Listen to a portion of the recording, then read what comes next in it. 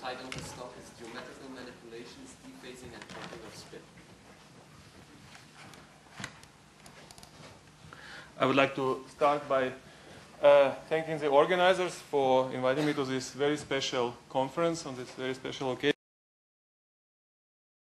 Pleasure to come back to the place where I studied. I want to share with you some thoughts about role of geometric phases in manipulations, dephasing, and pumping of spin. So let me start by saying that I liked enormously this definition of Professor Gross yesterday of AB practitioner. So, my mom probably wanted me to be, as usually, a doctor, and so physicists did not really impress her, but if I now tell her that I'm an AB practitioner, maybe that will impress her much better. Okay, so this is definitely a thing which we use. We just use this AB Aronoff-Bohm and geometric effects in order to do something with let's say, spin. The outline, I will first introduce non-abelian geometric phases, and then I will talk about spin manipulations using these non-abelian phases, spin dephasing or decay of spin due to random geometric phases, and also spin pumping.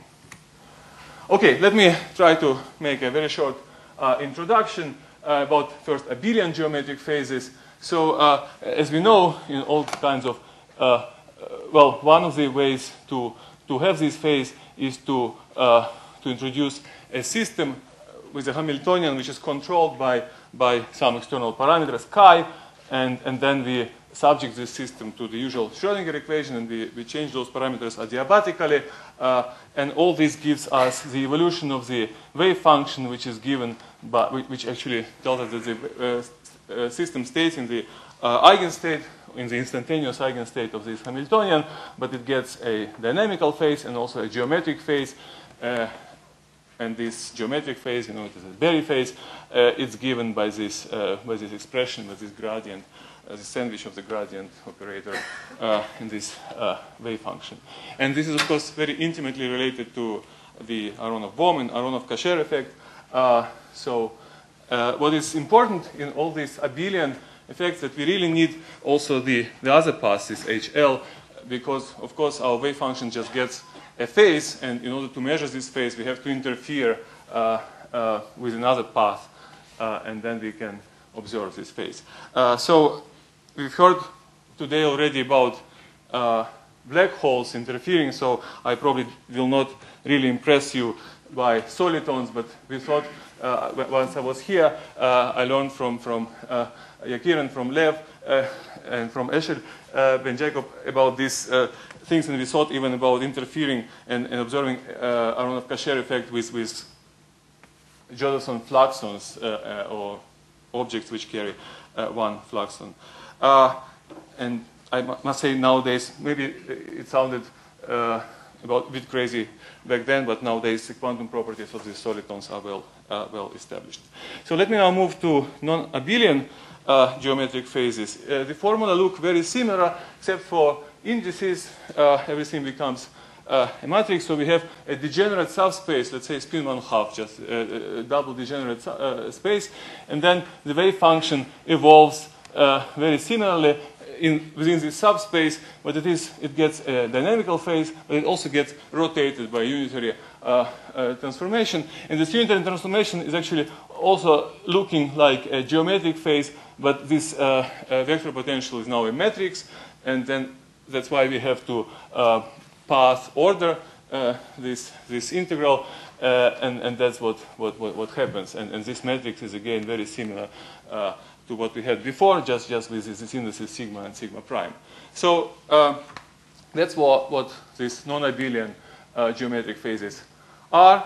The nice thing about it is that they are, in a sense, directly observable, unlike in the case of abelian phases, because if, for example, you have a spin, and after some evolution it rotated from being up z to up x, that can be observed optically. So you don't need to interfere it with another trajectory of the same system. An example, semi-classical spin 1/2. What I mean by semi-classical, it's actually classical particle which has a quantum spin 1/2. So it reads the coordinate classically and the spin quantum mechanically. And I have a spin-orbit coupling which has been already introduced today, let's say Rashba and Dresselhaus spin-orbit coupling. And if you let this particle move along a path, then we will actually discover that the spin of this particle will rotate, and the rotation of this spin will not depend on the velocity, but only on the path. And this is why it's geometric, and the calculation is very simple. It gives us this unitary transformation, which is given just by this spin-orbit coupling and by the increase of this.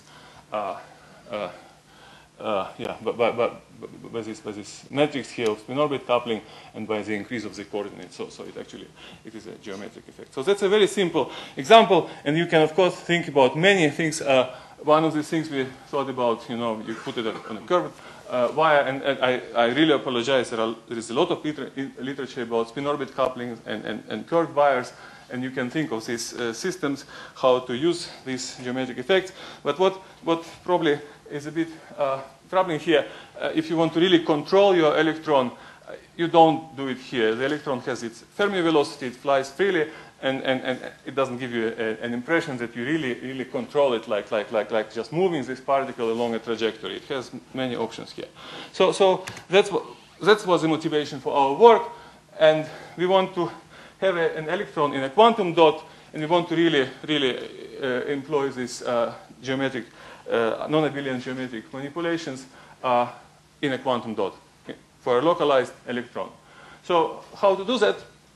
Well, actually, it's extremely simple.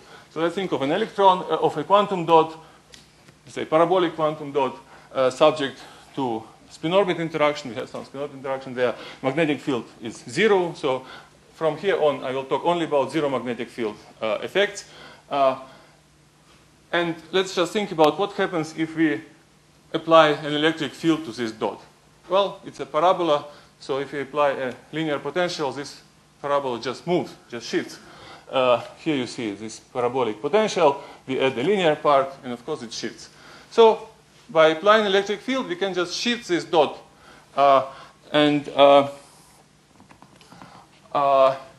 now let's imagine that we do it slowly. We shift the dot slowly, so we can go through our geometric machinery. We can apply this unitary transformation to our wave functions, and our effective Hamiltonian will look like this, with this usual geometric addition, which in this case is just momentum operator times the velocity of this shift. And we, well, if we do it adiabatically, then our system, of course, stays in the subspace of this Kramer's doublet. So this is supposed to show you one of the doublets, and our system just stays in this doublet. And it looks that nothing happens, but we, of course, have this spin-orbit interaction, which makes the system non-trivial. So if we work a little bit harder, we actually discover a very nice thing, that if you project this momentum operator on this Kramer's doublet, it gives us again something like, which looks like a spin-orbit interaction. It's slightly renormalized. It's not the original spin-orbit interaction we had, but it's still it has actually the same properties. And now my result is quite clear. We actually can take this dot, move it by hand or by electric fields, and the electron will acquire exactly the same phase or a rotation, non-abelian rotation. So we can manipulate this spin by doing this. So here you see some technicalities, namely how this effective spin-orbit interaction depends on the bare spin-orbit interaction, the size of the dot. Of course, the bigger is the dot, the stronger is the renormalization, the more we lose of this effect. But if the size of the dot is comparable to the spin-orbit length, then we can still do these manipulations. Okay, now this is a nice geometric analogy. Well, please don't kill me for this word isomorphism. I know there is a factor of 2 here between these two groups. But what happens with the spin during those manipulations is very similar to what happens with the ball, which you roll on a surface, on a plane surface, and the expressions are exactly the same. So it's very, very simple analogy. Okay, so that's probably what we want to have. We want to have a quantum dot which is controlled by several gate voltages so that we can move this quantum dot left and right. And if we do it and we go around a closed path, we can manipulate the spin on this dot. If the size of this system is not big enough, of course we have to travel, let's say, the path whose length is comparable to the spin orbit length, and the spin orbit length is micrometers. So the size can be, it can be a size problem. So of course we can do it many times and still acquire reasonable reasonable non-abelian phase. Okay, so that was the first idea which I wanted to share with you. Actually, we learned that this already has been done experimentally with multiple dots and multiple spins on them, but this type of motion is really, this type of manipulations is really realistic. I will not spend time on explaining this experiment. Okay, the second thing, well, as usually, positive things come together with the negative things. So these random geometric phases can also heal coherence and can let spin decay even at zero magnetic field. So now again I emphasize the zero magnetic field. So let me first tell you what the usual picture of spin decay is when we have a magnetic field and there is a Zeeman splitting between the spin up and spin down. It's known that due to the spin-orbit interaction, spin can decay and the energy is emitted to a photon. It's usually piezoelectric photons. The photons have certain spectral density, usually growing as omega to the third power. And then if you calculate it, you get extra 2 powers. So this dependence on magnetic field is rather strong, fifth power of magnetic field. And it shows you that this decay time or decay rate goes to zero at zero magnetic field. And if you read the literature, there are lots of symmetry arguments for that. Time reversal symmetry is there once the magnetic field is zero. So that's the usual picture, very well confirmed experimentally at high magnetic fields. So we wanted to know what happens at zero magnetic field. Does it mean that spin does not decay at all? Because all these symmetries protect the spin. And the very simple idea is here. You just take again this particle with spin 1/2 and let it move around the or along some closed contour. Then of course it will acquire a rotation. The spin will be rotated. So in this case of Rajba interaction, Rajba spin-orbit interaction, if you move along this contour, what happens is actually a rotation around z-axis of the spin, and the angle of this rotation is given by the area of this loop.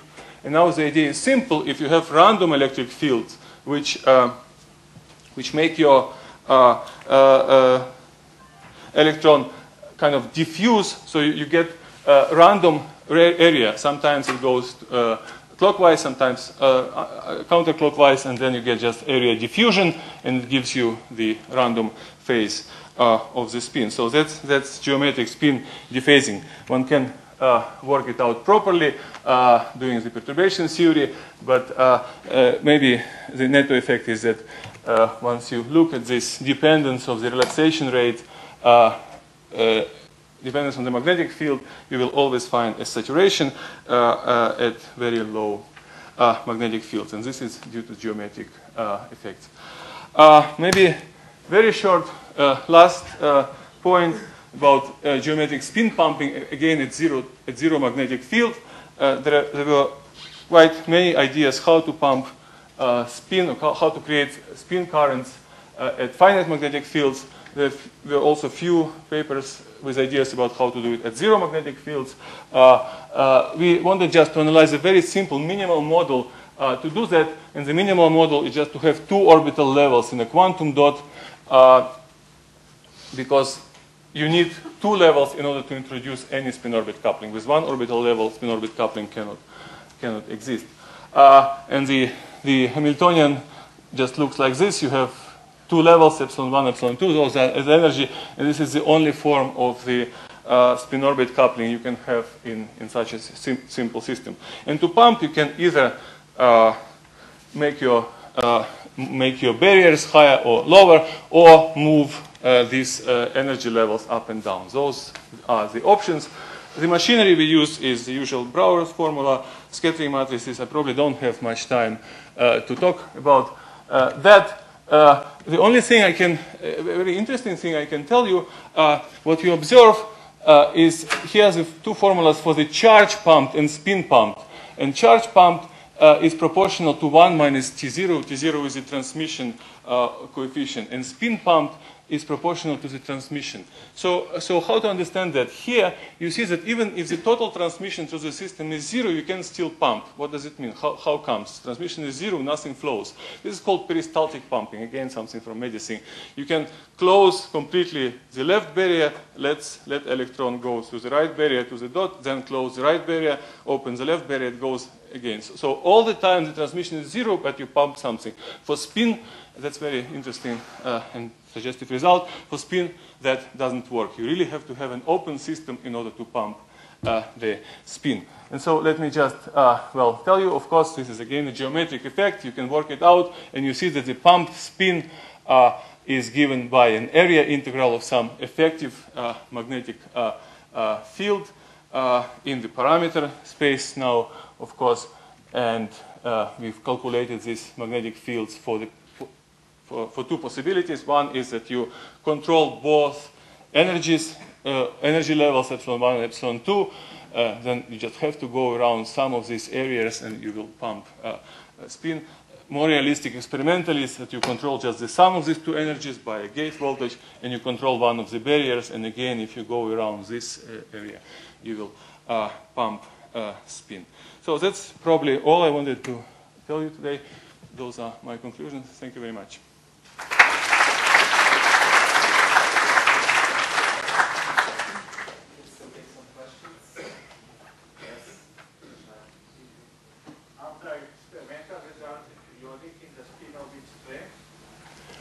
If the experimental results are periodic, yes, because it appears only in the phase, like U1. well, it depends which experiment. Of course, if you make multiple rotations of the spin, then a rotation, several rotations is the same as a single rotation. That's probably what you mean. No, I mean that if you change the strength of the spin orbit, lambda is O, do you get periodic? I don't think so. Again, I think it depends on the experiment. I think, for example, for the spin, for the diffusion, for the random, for the loss of coherence due to this wandering of the dot, I don't think it will be periodic. I think it will just grow with the strength of the spin-orbit interaction.